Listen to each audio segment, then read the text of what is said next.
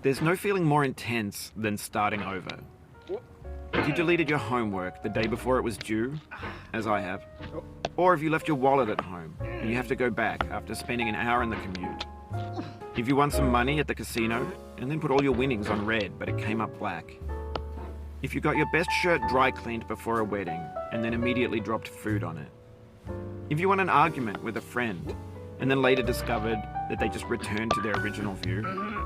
Starting over is harder than starting up. If you're not ready for that, like if you've already had a bad day, then what you're about to go through might be too much. Feel free to go away and come back. I'll be here. Alright, thanks for coming with me on this trip. I'll understand if you have to take a break at any point.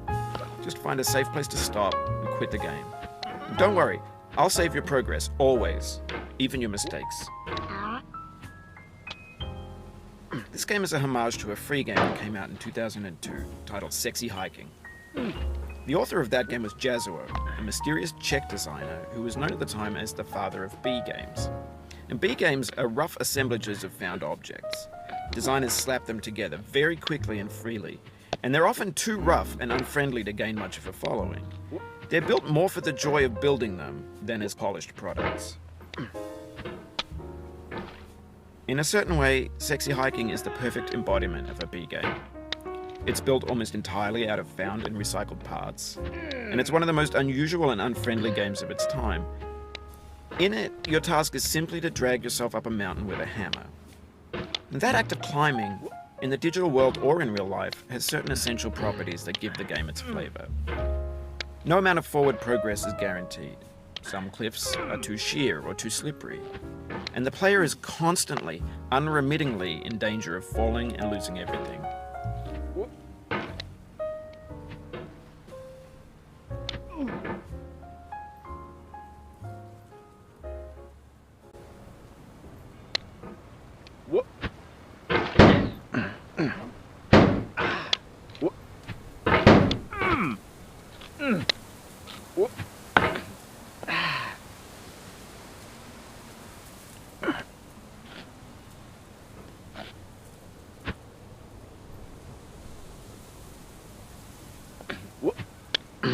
Anyway, when you start Sexy Hiking, you're standing next to this dead tree that blocks the way to the entire rest of the game.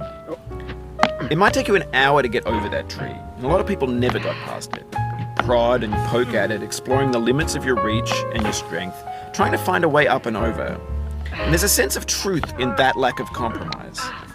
Most obstacles in video game worlds are fake. You can be completely confident in your ability to get through them once you have the correct method or the correct equipment or just by spending enough time. In that sense, every pixelated obstacle in Sexy Hiking is real.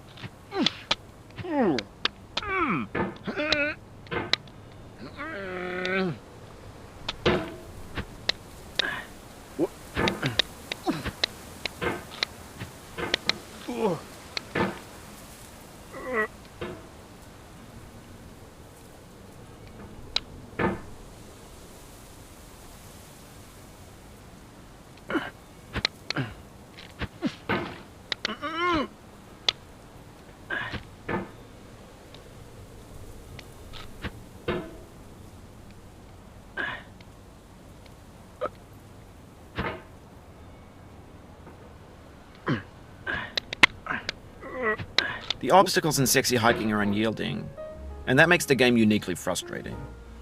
But I'm not sure Jazuo intended to make a frustrating game. The frustration is just essential to the act of climbing, and it's authentic to the process of building a game about climbing. A funny thing happened to me as I was building this mountain.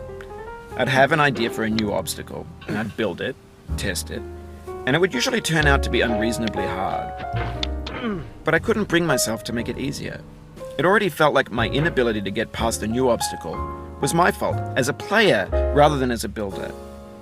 Imaginary mountains build themselves from our efforts to climb them, and it's our repeated attempts to reach the summit that turns those mountains into something real. When you're building a video game world, you're building with ideas, and that can be like working with quickset cement. You mold your ideas into a certain shape that can be played with, and in the process of playing with them, they begin to harden and set until they're immutable, like rock.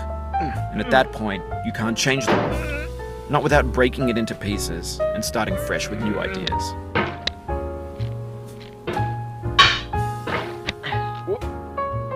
Oh, you just lost a lot of progress. That's a deep frustration, a real punch in the gut.